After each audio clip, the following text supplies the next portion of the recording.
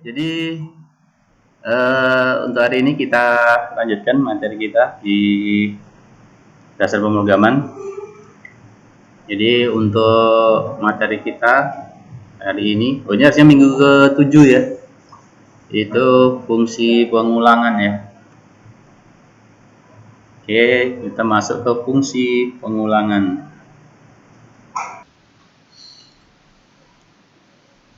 Nah, jadi untuk di struktur pengulangan kita, ya, ini beberapa tujuan pembelajaran kita pada pengulangan. Yang pertama adalah mengetahui penggunaan while dalam pemrograman dan contohnya. Jadi di pengulangan nanti kita di PHP itu ada 4 perintah pengulangan ya. Ada while, do while, for, dan for each. Ya, ini untuk perintah pengulangan kita ada 4 macam pengulangan.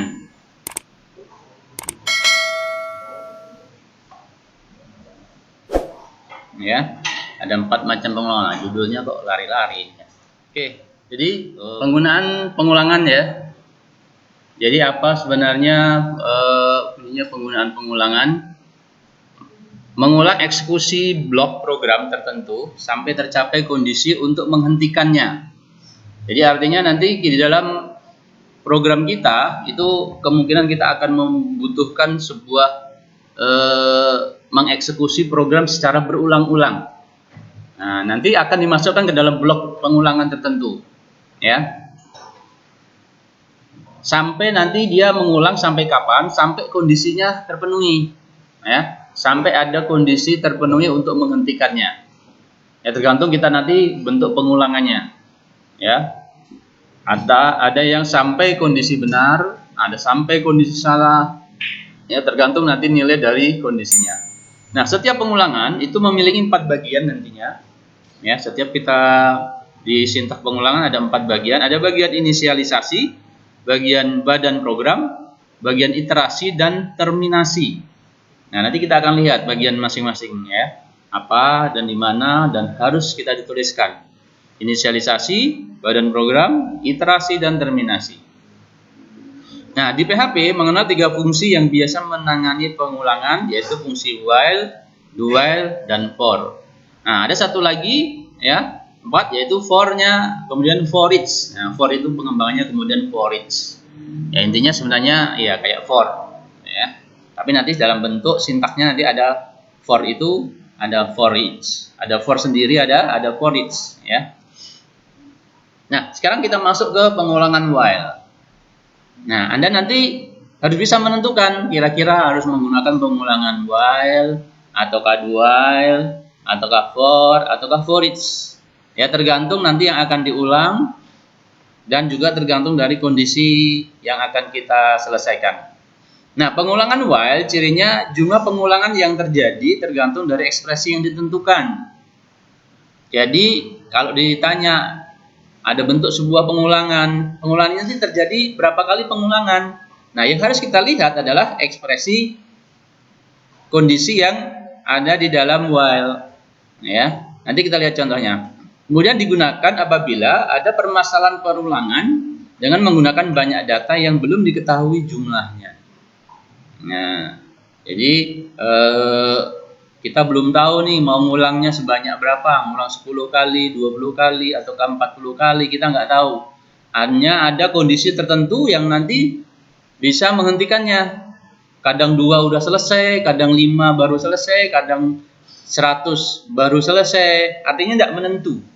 Nah, maka ini pengulangannya sebaiknya menggunakan pengulangan while. Ya. Nah, contohnya seperti ini, ya. Contohnya mulai di sini dimulai diberi nilai 1. While mulai lebih kecil sama dengan 10. Nah, kalau ini sebenarnya sudah diketahui ya. Karena batasnya di sini langsung menggunakan nilai konstanta 10. Mulainya dikasih nilai 1. Terus lebih kecil sama dengan 10. Nah, ekspresi kondisi itu yang mengikuti while.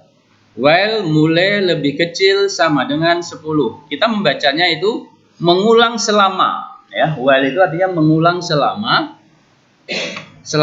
nilai dari variabel mulai ini, nilai dari variabel mulai itu lebih kecil atau sama dengan 10. Selama nilai dari variabel mulai lebih kecil atau sama dengan 10. Berarti dia akan berhenti pada saat nilai mulainya berapa?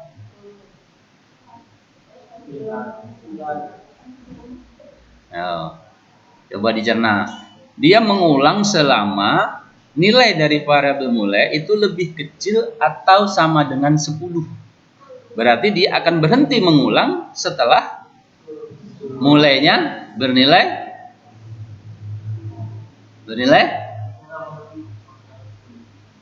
nah iya kurang dari 10 itu kan berarti berhentinya saat nilai mulainya berapa? 0 kurang dari 10. Kalau kurang dari 10 masih lanjut kan? Berarti akan berhenti setelah lebih dari 10. Kan di sini lebih kecil atau sama dengan 9 lebih kecil, berarti masih mengulang. 10 sama dengan, berarti masih mengulang. Begitu 11, kondisinya menjadi false. Mulai, kalau nilai mulai itu sama dengan 11, berarti 11 lebih kecil sama dengan 10 nilainya false. Baru kalau false dia akan berhenti mengulang. Paham maksudnya? Mengulang itu artinya dia mengerjakan semua yang ada di blok pengulangan di sini. Ini yang akan diulang. Berarti dia akan mencetak loop, menampilkan nilai variabel mulai. Terus mulai ditambah 1. Naik lagi. Kalau tadinya 1 tambah 1 jadi 2. 2 lebih kecil sama dengan 10, true. Masuk lagi, cetak, loop, 2. Tambah 1 jadi 3. Begitu seterusnya. Tambah 1 jadi 9, 9 lebih kecil sama dengan 10, betul. Masuk lagi, cetak 9. Tambah 1 jadi 10, gitu kan? 10 lebih kecil atau sama dengan 10. Masih true atau false? 10 lebih kecil sama dengan 10, true atau false? 10 lebih kecil atau sama dengan 10, true atau false? True. Kalau true berarti dia masih masuk ke sini, maka cetak 10. Tambah 1 jadi 11, gitu kan? Ini urut-urutannya. Kalau kita telusuri. Nah, naik lagi, cek lagi kondisi 11 lebih kecil atau sama dengan 10. Benar atau salah? Salah, artinya kondisinya menjadi false di sini. Kalau false, dia tidak akan masuk tapi langsung keluar untuk melanjutkan ke langkah berikutnya kalau masih ada. Jadi dia akan berhenti setelah nilai mulainya 11 atau lebih kecil dari 10. Gitu. Lebih kecil, lebih besar dari 10. Kalau misalkan tiba-tiba penambahannya 2 mungkin langsung jadi 12, ya berarti lebih besar dari 10, maka dia akan berhenti pengulangan. Paham?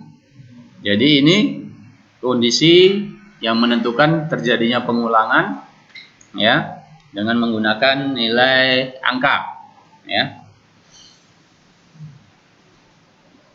Nah, ini bisa diterapkan juga untuk menampilkan data array di sini. Ini data array indeks ke 0, ke 1, ke 2. Nah, di sini asumsinya adalah kita tidak tahu jumlahnya ada berapa. Kalau tadi kan jelas ini, lebih kecil sama dengan 10 ya. Nah, sedangkan yang ini adalah kita tidak tahu jumlah data yang ada di variabel array data itu ada berapa.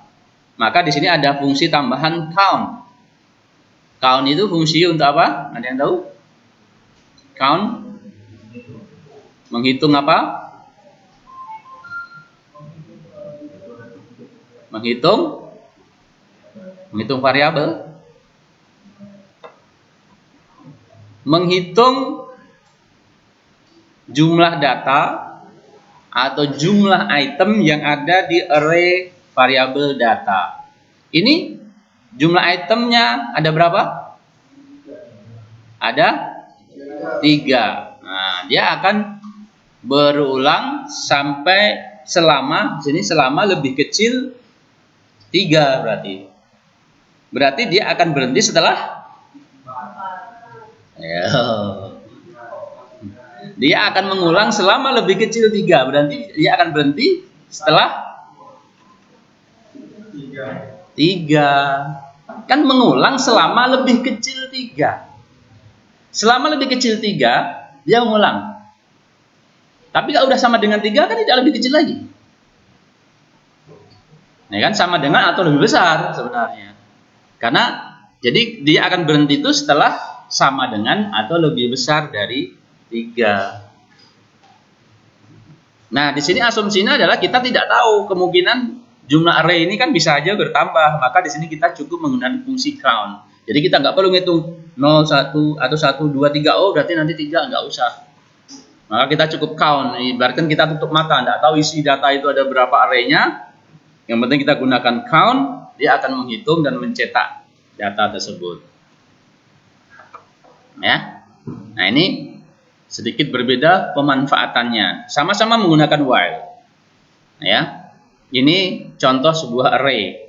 Array itu ada satu variabel namanya sama. Ini kan nama variabelnya kan data ya. Tapi dia punya indeks di sini. Inilah yang disebut dengan variabel array. Pernah dengar variabel array? Kita belum bahas secara khusus variabel array. Jadi sebuah variabel yang mempunyai jumlah item lebih dari 1, ya. Array itu disebut juga dengan lari. Jadi nama variabelnya 1, tapi indeksnya dia bisa lebih dari 1. 0, 1, 2, 3 sampai dan terhingga. Ya, ini contohnya. Jadi di sini nanti akan muncul di sini pada saat echo mencetak data mulai. Mulai di awal nilainya 0, berarti data indeks 0. Muncullah nilai data indeks 0 yaitu Jasmine. Tambah 1 mulainya jadi 1. Ya kan tadinya 0 tambah 1 jadi 1. Maka data indeks 1 muncullah Salma. Tambah 1 jadi 2, data indeks 2 Akila. Tambah 1 jadi 3. Karena 3 udah sama dengan count, maka kondisi menjadi false. False, dia akan keluar tidak mencetak karena datanya kan sudah habis memang. Gitu. Ya, karena akan mencetak semua data yang ada di array sini. Paham ya? Nah, langsung buat latih. Nah, ini nanti aja. Kita ke do while. Nah, kalau tadi while, sekarang do while. Sebenarnya perintah ini sangat-sangat mirip, ya. While dengan do while itu sangat-sangat mirip.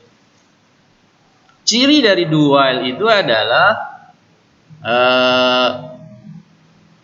perbedaannya adalah pada fungsi do while suatu pernyataan terlebih dahulu dijalankan, baru kemudian dilakukan pengecekan apakah kondisi bernilai true atau false. Gampangnya itu kalau while itu ngeceknya di awal, kalau do while ngeceknya di belakang.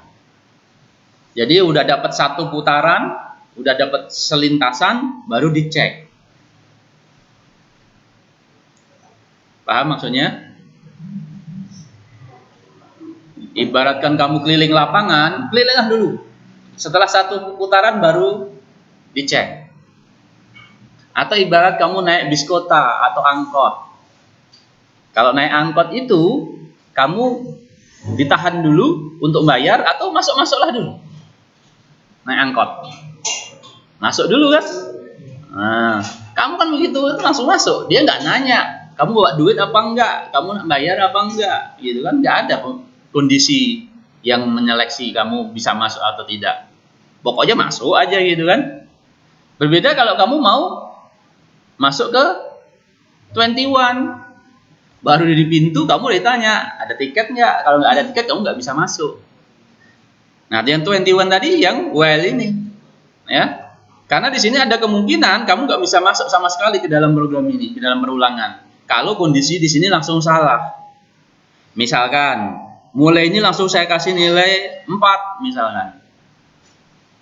Kalau mulai ini langsung saya kasih nilai 4, berarti mulai lebih kecil count benar atau salah? Kan countnya tadi kan 3, ini 4. 4 lebih kecil dari 3, salah kan? Kalau salah, dia nggak akan masuk, nggak akan dicetak di sini. Jasmine, Salma, Akilah sama sekali nggak akan muncul. Dia langsung keluar untuk melanjutkan proses baris program berikutnya. Ya ibaratkan masuk 21 itu ada kemungkinan aja kamu nggak bisa masuk, nggak bawa tiket. Atau pas ke sana kehabisan tiket, kamu nggak bisa masuk. Gitu ya. Tapi kalau naik bis kota, kalau kamu nggak bawa duit, tetap bisa masuk ke bis kota kan? Paling-paling pas keneknya keliling, kamu belum nyampe tujuan, tapi pas keneknya keliling, ngecrek-ngecrek koin, mana bayarnya? Oh, aku udah kasih duit, Pak, nak numpang bayar. Oh, tidak boleh numpang, turun. Nah, minimal artinya 1 kali bisa masuk dalam berulangan. Karena apa? Karena pengecekannya di belakang di sini. Ini kan masuk dulu, gawe ke dulu, ya, kerjakan dulu semua yang ada di bagian badan program ini. Nah, setelah semuanya dikerjakan, pas ujung sini baru ditanya. Nah, benar atau salah kondisinya? Kalau salah, langsung keluar. Perulangan tidak akan dilanjutkan. Tapi kalau kondisi di sini masih true, maka perulangan dilanjutkan lagi untuk melakukan perulangan yang berikutnya. Nah, contohnya juga sama di sini. Ya, ini kan langsung masuk ini.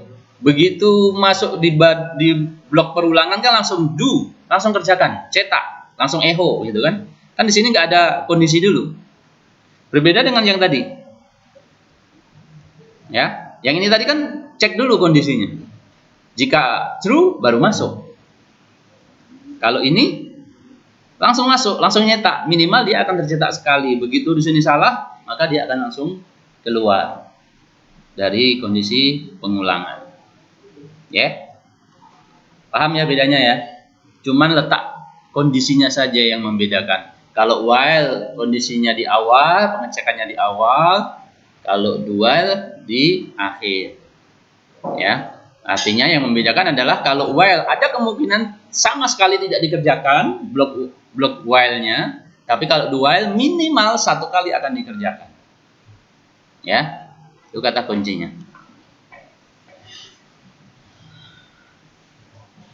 Nah, while, do while. Nah, sekarang kita masuk for. Nah, kita lanjut dulu, bahas dulu sebelum pengulangan. For digunakan untuk mengulang perintah dengan jumlah pengulangan yang sudah diketahui. Karena apa? Karena di sini for itu dia menggunakan parameternya berupa angka semua. Ya, tidak perlu menuliskan kondisi untuk diuji. Hanya menuliskan nilai awal dan akhir variabel penghitung. Nah, di sini yang kelihatan sekali bagian-bagian pengulangan for, inisialisasi, terminasi, iterasi. Ini, ya, baru badan program yang akan diulang. Nah, contoh yang sama. Di sini for mulai 0. Nah, ini masuk dalam perulangan mulai 0 tadi. Kalau while dual tadi kan mulai sama dengan 0 kan di luar perulangan. Kondisinya tetap sama, dia mulai lebih kecil count data, terus penambahan untuk mulainya dia berada dalam satu perintah for ini. Ya. Sehingga di dalam blok perulangan cuman perintah yang akan diulang saja. Jadi ini adalah penambahannya ada di sini, kondisi ada di sini, terus inisialisasi ada di sini. Jadi ini bagian inisialisasi, bagian kondisi, bagian penambahan, increment. Ini adalah badan yang akan diulang. Bisa dipahami kira-kira? Sebenarnya ini menggabungkan semuanya dalam satu baris. Ya, mulai 0, mulai lebih kecil count, mulai plus-plus. Ini kan kalau dalam while tadi sama, ada juga kan? Mulai sama dengan 0, mulai plus-plus, mulai lebih kecil count. Tapi ini letaknya tersebar. Inilah yang disebut inisialisasi, nilai awal yang akan mempengaruhi sebuah pengulangan. Ini adalah badan pengulangan, semua baris-baris program yang akan diulang. Terus ini kondisi pengulangan, kondisi yang menentukan masih lanjut atau tidaknya sebuah pengulangan. Nah, terminasi itu bagian di setelah pengulangan. Ya. Nah, kalau di for itu letaknya dalam satu perintah for. Jadi ini lebih apa ya? Programmer tidak akan lupa kalau seperti ini. Kalau yang kayak gini kadang-kadang lupa. Kadang-kadang kita lupa menambahkan plus-plus ini. Kalau kita lupa menambahkan penambahannya ini, maka akan terjadi perulangan yang tidak akan pernah berhenti. Karena tidak pernah bertambah, nilai mulainya selalu 0. Kalau 0 terus kan berarti lebih kecil terus. Kalau lebih kecil terus, mau beribu, berjuta-juta kali, dia tidak akan berhenti. Ini sering terjadi kelupaan, programmer sering lupa di sini. Atau nilai awalnya nih yang sering lupa juga. Gitu ya. Tapi kalau dengan for, karena dia masuk dalam sintak, begitu ada satu yang lupa pasti error sintak akan kelihatan. Kalau yang tadi kemungkinan akan terjadi error logiknya.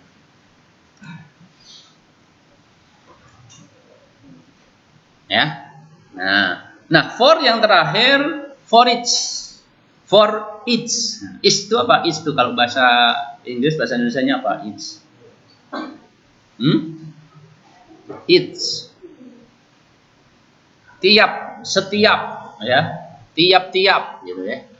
Umumnya digunakan untuk membaca serangkaian data array. Jadi for each ini memang biasa dipakai untuk data array, barisan data array. Pembacaan array adalah melalui key value atau value di dalam array.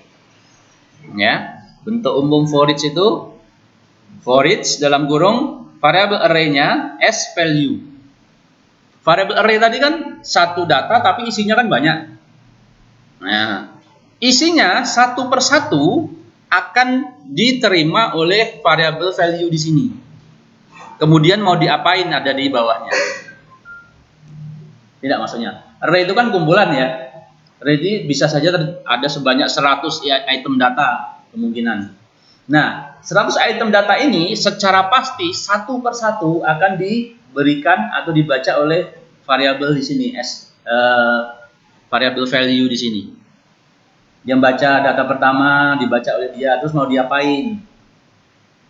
Terus kalau berulangan naik lagi, tidak perlu ada penambahan plus-plus tadi kalau for each. Ya, dia otomatis akan bertambah. Right? Ya. Nah, ini satu persatu akan dibaca oleh L value dan di sini mau diproses terserah nanti tergantung kebutuhan programnya. Ya. Begitu seluruhnya sampai semua data array terbaca semuanya. Nah, ini contohnya ada variabel array-nya colors. Ya, colors. Dia merupakan array yang terdiri dari indeks 0-nya red, green, blue, yellow. Nah, dengan for each maka cukup seperti ini. For each variabel array-nya adalah colors, ya kan? As value. Echo value. Jadi value itu yang menerima data satu persatu. Pada saat dia masuk perputaran pertama kali, perulangan pertama, dia mendapatkan data yang pertama. Cetak red. Perulangan kedua, otomatis dapatkan green, cetak green. Kedua, 3, blue, 4, yellow. Habis, selesai. Di sini kita tak tahu menau. Ya, datanya ada berapa, tidak perlu pakai count tadi kan. Kalau yang tadi kita mau untuk mencetak array kan kita pakai count. Kita harus memperhitungkan jumlah datanya ada berapa gitu, membuat kondisi selama lebih kecil dari jumlah data maka cetak gitu kan. Ini mikirnya kan masih ribet ini. Tapi dengan for each kita sudah nggak tahu menau, pokoknya semua yang ada di variable array ini cetak. Gitu. Diulang sampai selesai, tidak tahu ada berapa, mau 1000, 1.000.000, pokoknya diulang semua sampai selesai. Dari item pertama sampai item terakhir. Gitu. Oke, itu mengenai pengulangan. Ya, mengenai pengulangan. Jadi, ada 4 bentuk pengulangan. Ada while, ada do while, ada for, ada for each, ya.